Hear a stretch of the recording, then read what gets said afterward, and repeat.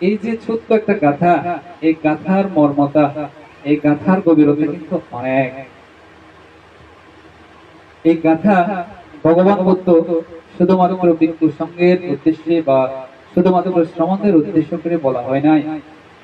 ভিক্ষু সঙ্গ, শ্রমণ সহ উপাসক উপাসিকা, দায়ক দায়িকা অর্থাৎ সকল সত্যের মধ্যে মনুষ্য জাতির জন্য, যারা ইচ্ছা করলে নিজের জ্ঞান বুদ্ধি বিবেককে কাজে লাগিয়ে এই ধর্ম হচ্ছে আমরা চর্চা করতে পারি, এই সকল সত্যগুণের উদ্দেশ্যে কিন্তু বুদ্ধ বলেছেন যে আজ মরে কি মরিকাল, তৈরি থাকুক সর্বকাল। আমরা মানুষ হিসেবে আমাদের কত চাওয়া পাওয়া, কত আকাঙ্ক্ষা, কত ইচ্ছা, কিন্তু আসলে সত্যিকার অর্থে আমরা যদি দেখি আমাদের এই চাওয়া পাওয়া গুলো কখনো পূরণ হবার নয়। এখন অজ্ঞানতা বশত আমরা মনে করি আমরা পৃথিবীতে অনেক দিন ধরে বেঁচে থাকবো, আমরা এটা ভেবে থাকি।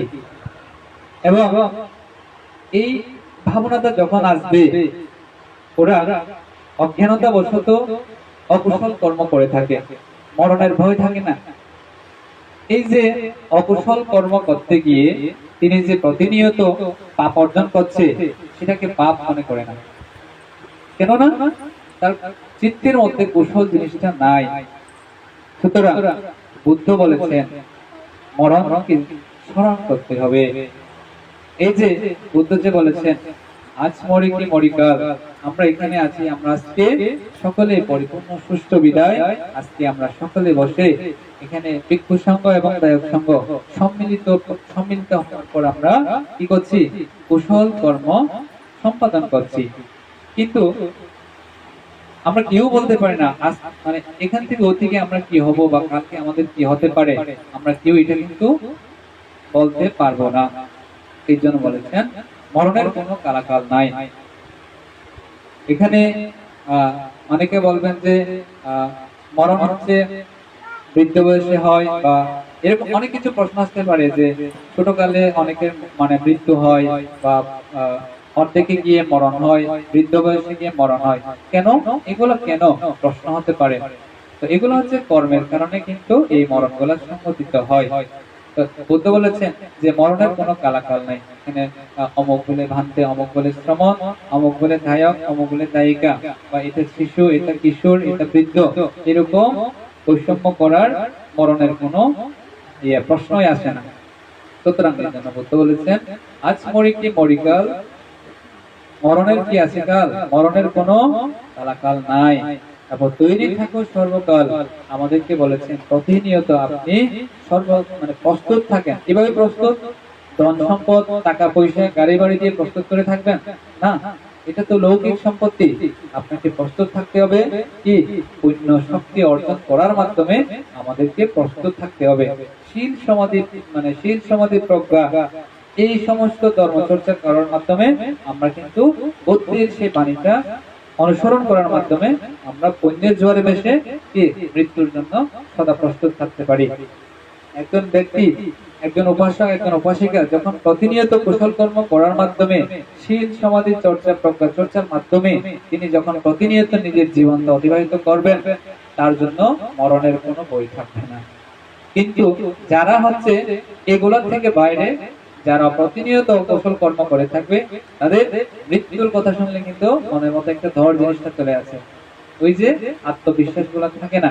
সেই জন্য প্রিয় উপাসক উপাসিকা বৃন্দা, আমাদেরকে অন্তত বিভিন্ন ধরনের দান দক্ষিণা করতে না পারলেও অন্তত আমরা অকুশল থেকে বিরত থেকে শীল সমাধি প্রজ্ঞাটা আমাদেরকে অবশ্যই চর্চা করতে হবে, যেটা আমাদের একমাত্র অনুগামী সম্পত্তি হিসেবে আমাদের সাথে সাথে যাবে। তো শুরুতে যে গাথা বলেছিলাম, মনোপুভ্যাং গামাদাম্মা মনুষ্যেত্থা মনোমায়া, মনুষ্যাচে পাদুথেনা বাসাতিবা কারতিবা তাতুনাং দুঃখা মানেতি চাক্ষাঙ্গা বাহাতু পাদা। আমাদের মন পরিবর্তনশীল, স্থির থাকে না। এই মন খুবই চঞ্চল, ক্ষিপ্ত। এই মন হচ্ছে আমাদেরকে কন্ট্রোল করে।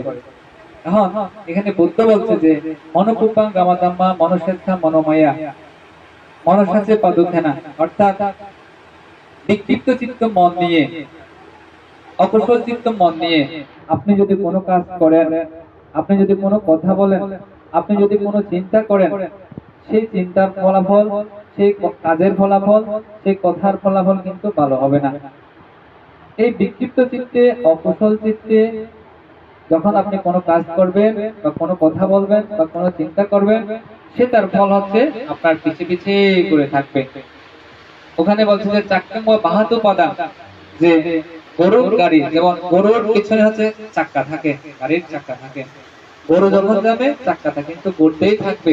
ঠিক তেমনি আমাদের যে অকুশল কর্মের ফলে যে পাপ জিনিসটা, দুঃখ জিনিসটা আমাদের পিছু ছাড়বে না, ওই চাক্কার মতো আমাদেরকে প্রতিনিয়ত দুঃখ প্রদান করবে। এটার বিপরীত হচ্ছে সুখামানাতি, মনোপুব্বাং গামাধাম্মা মনসার্থা মনোমায়া, মনসাচের পাশানের না বাসাতিবা কারতিবা তাতনা সুখামানাতি ছায়াবা আনা পায়েনি।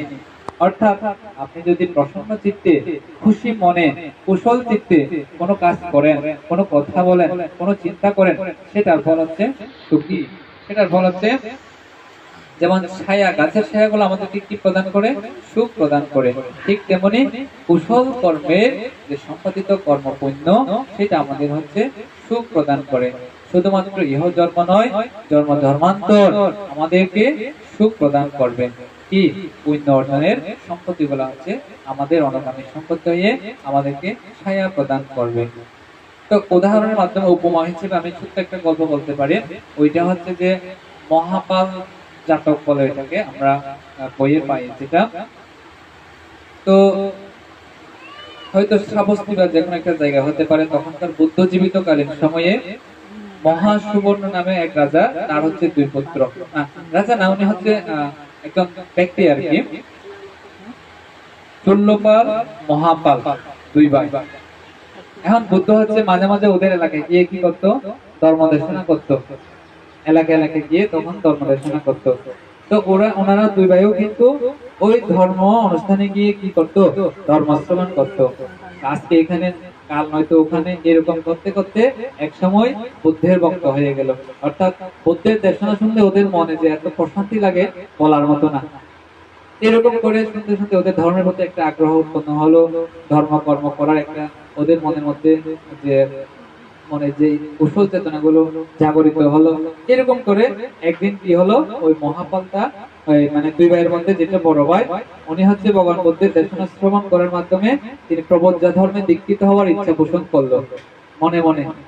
মানে আমিও বুদ্ধের মতো মানে সংসার ত্যাগ করে আমি প্রবোজ্জা ধর্মে দীক্ষিত হব। তো যেমন মনের চিন্তা তেমন কাজ। তো গেল বাসায় গিয়ে হচ্ছে বাবাকে এই ইচ্ছা মানে ইচ্ছা পোষণটা মা বাবাকে বললো। এখন সমস্যা হচ্ছে কি, ওরা পারমিশন দিচ্ছে না, মানে মা বাবারা হচ্ছে অনুমতি দিচ্ছে না ওই মহাপালকে। তো এরকম করে একবার দুইবার তিনবার করতে করতে জোর জবরদস্তি করতে মানে আর পেরোছিল না ওনার সাথে। মানে উনি হচ্ছে হবে হবে শ্রবণ হবে, প্রবজ্জা হবে। ওনার হচ্ছে এমন একাগ্রচিত্ত যে বুদ্ধের দেশনা শ্রবণ করার মাধ্যমে উনি প্রবজ্জা ধর্মে দীক্ষিত হয়ে প্রবজ্জা এই ধর্মটা পালন করবে। একদিন বাধ্য হয়ে কিন্তু মা বাবারা অনুমতি প্রদান করতে বাধ্য হলো। তো গিয়ে ভগবান বুদ্ধের কাছে প্রবজ্জা ধর্মের দীক্ষা গ্রহণ করার মাধ্যমে বিভিন্ন ধর্ম এই সমস্ত জ্ঞান ধারণা, এই শিক্ষাগুলো কিন্তু উনি আয়ত্ত করে নিলেন।